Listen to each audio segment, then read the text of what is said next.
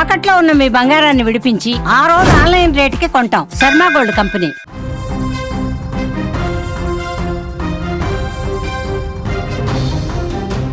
ఆమె సాఫ్ట్వేర్ ఉద్యోగిని, 2 పిల్లలు, అంతా వెల్ సెటిల్డ్ అనుకున్నారు, ఆర్థికంగా బాగుందనుకున్నారు. కానీ ఆమె తీసుకున్న నిర్ణయం ఇప్పుడు 2 తెలుగు రాష్ట్రాలలో ఒక్కసారిగా కలవరపాటుకు గురిచేస్తుంది. ఎందుకంటే ఎదిగొచ్చినటువంటి 2 పిల్లలు, టీనేజ్లో ఉన్నటువంటి 2 పిల్లలను తీసుకోవాలని వాళ్ళిద్దరిని తీసుకువెళ్ళి తాను కూడా రైలు పట్టాల కింద బలవన్మరణానికి పాల్పడింది ఒక గృహిణి.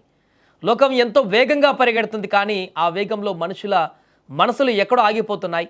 బయటకు కనిపిస్తున్నటువంటి నవ్వుల వెనక, సాఫ్ట్వేర్ ఉద్యోగాల వెనక, విదేశీ కరెన్సీ వెనక ఎంతటి బాధ దాగి ఉందో చెప్పలేం.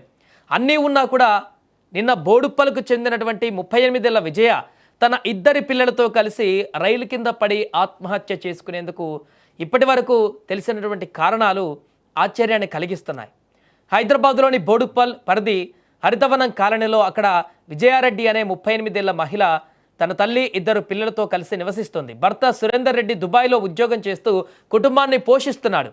విజయారెడ్డి కూడా తక్కువేం కాదు, తను కూడా మాదాపూర్లోని ఒక ప్రముఖ ఐటీ సంస్థలో టీమ్ లీడర్గా బాధ్యతలు నిర్వహిస్తుంది. ఆర్థికంగా అటు భర్త సంపాదిస్తున్నాడు, ఇటు తను సంపాదిస్తుంది. ఆర్థికంగా అంతా బాగుంది. కూతురు చేతన్ రెడ్డి, కొడుకు విశాల్ రెడ్డి ఇద్దరు కూడా చదువులో బాగున్నారు, మంచిగా టాప్లో ఉన్నారు, ఇద్దరు చదువుకుంటున్నారు. బంగారు భవిష్యత్తు ఉన్నటువంటి పిల్లలు వారంతా కూడా.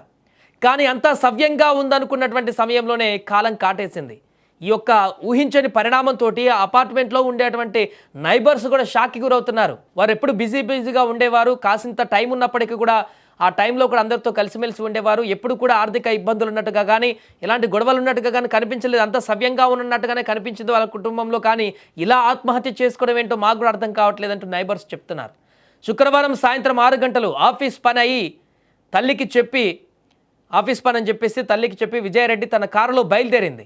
ఆ ప్రయాణం ఆఫీస్కి కాదు, మృత్యువు తీరానికని ఎవరు ఊహించలేదు. అప్పుడు మొదట పటాన్ చెరువు, ఆ తర్వాత గట్కేసర్ హాస్టల్లో ఉన్నటువంటి పిల్లలిద్దరిని బంధువులు మరణించారని అబద్ధం చెప్పి తన వెంట తీసుకువెళ్ళింది.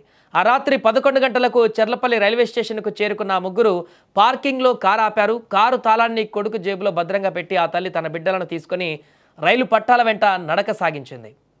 అర్ధరాత్రి 12:30 సమయం, నిర్మానుష్యమైనటువంటి ప్రాంతం. ఎదురుగా మృత్యువుల రైలు దూసుకు వస్తుంది. ఆ వెలుతురుని, ఆ భయంకరమైనటువంటి శబ్దాన్ని చూసి పిల్లలిద్దరూ భయపడిపోయారు. ప్రాణభయంతో వణికిపోతున్న ఆ కన్న పేగులను విజయారెడ్డి తన కౌగిలిలోకి తీసుకుంది. లోకో పైలట్ ఎన్ని హారన్లు కొట్టినా వాళ్ళు పట్టాల మీద నుంచి కదలలేదు. మరుక్షణంలోనే రైలు వారిని ఢీకొట్టింది. ముగ్గురి ప్రాణాలు గాల్లో కలిసిపోయాయి. పోలీసుల దర్యాప్తులో కారులో ఒక సూసైడ్ నోటు కూడా దొరికింది. నేను జీవించలేను, ఈ జీవితం చాలా భారంగా ఉంది, అమ్మా నన్ను క్షమించు, పిల్లల్ని వదలలేక నాతో తీసుకువెళ్తున్నాను అంటూ ఆమె రాసిన ఆ అక్షరాలు చూస్తుంటే గుండె తరుక్కుపోతుంది. ఇంట్లో గొడవలు లేవు, ఆర్థిక ఇబ్బందులు లేవు. మరి విజయారెడ్డిని అంతలా కురుంగదీసిన ఆ భారం ఏమిటి? తన ప్రాణాలతో పాటు ఆ చిన్నారుల భవిష్యత్తును ఎందుకు చిదిమేసింది? ఈ ప్రశ్నలకు సమాధానం దొరకడం లేదు. మరోవైపు విజయారెడ్డి తల్లి పుష్పలత కన్నీరు మున్నీరుగా విలపిస్తున్నారు. నా బిడ్డను ఏ కష్టం వచ్చిందో తెలియదు, నా బిడ్డకు ఇంట్లో గొడవలే లేవు అని ఆమె అంటుంటే కాలనీ మొత్తం కూడా విషాదంలో మునిగిపోయింది.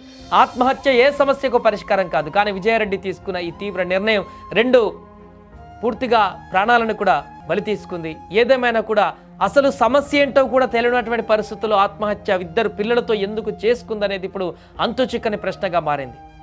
అటు భర్త గొడవలు లేవు, భర్తతోటి ఇంట్లో ఎప్పుడు గొడవలు లేవు, ఎవరి పనిలో వాళ్ళు బిజీగా ఉన్నారు, సంపాదిస్తున్నారు, పిల్లలకు అద్భుతమైనటువంటి చదివిపిస్తున్నారు, వారు కూడా రాణిస్తున్నారు. భవిష్యత్తులో మంచిగా ఉద్యోగాలు సంపాదించి ఉన్నతమైనటువంటి స్థానానికి వారు కూడా వెళ్ళేటువంటి అవకాశం ఉండేది. కానీ ఎక్కడో విజయారెడ్డి మనసు కలత చెందింది.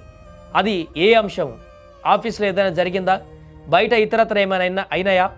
ఎవరైనా బెదిరించారా? లేక ఇంకేదైనా కారణాలు ఉన్నాయా? కారణాలేంటో తెలియట్లేదు. తాను ఇంత దారుణమైనటువంటి నిర్ణయం ఎందుకు తీసుకుంది, తాను తీసుకున్నటువంటి ఈ నిర్ణయంలో పిల్లలను కూడా ఎందుకు బలి తీసుకుంది అనేటువంటి విషయం కూడా ఎవరు కూడా అంతు చిక్కడం లేదు. తన తల్లి ఇప్పుడు అదే బాధిస్తుంది, రోధిస్తుంది, బాధపడుతుంది. నా బిడ్డ ఎందుకు ఇలా చేసిందో అర్థం కావట్లేదు, అంత బాధ ఏముందో నా బిడ్డకు తెలియట్లేదు అంటూ కన్నీరు మున్నీరుగా విలపిస్తుంది ఆ యొక్క విజయారెడ్డి వాళ్ళ మదర్. ఇక ఏదేమైనా కూడా ఈ ఘటన హైదరాబాద్లో ఒక్కసారిగా సంచలనంగా మారింది. క్షణికావేశంలో తీసుకుంటున్నటువంటి నిర్ణయాలు ఈ మధ్యకాలంలో వారి ప్రాణాలను కాదు, వారి పిల్లల ప్రాణాలను కూడా బలి తీసుకొని వెళ్తున్నటువంటి సందర్భాలు అనేకం చూసాం ఈ మధ్యకాలంలో. ఇప్పుడు మరొక ఘటన చోటు చేసుకుంది. దీనికి సంబంధించి దర్యాప్తులో అసలు ఎందుకు సూసైడ్ చేసుకోవాల్సిన పరిస్థితి ఏర్పడింది, ఎందుకు తన జీవితం మీద విరక్తి చెందింది, ఎందుకు అలసిపోయింది తన మనసు అనేటువంటి వివరాలు తెలిస్తే ఈ ఆత్మహత్యకు గల కారణాలు ఏంటనేది కూడా బయటకు వచ్చేటువంటి అవకాశం ఉంది. పోలీసులు ఆ రకంగా దర్యాప్తు అయితే ఇప్పుడు కొనసాగిస్తున్నారు.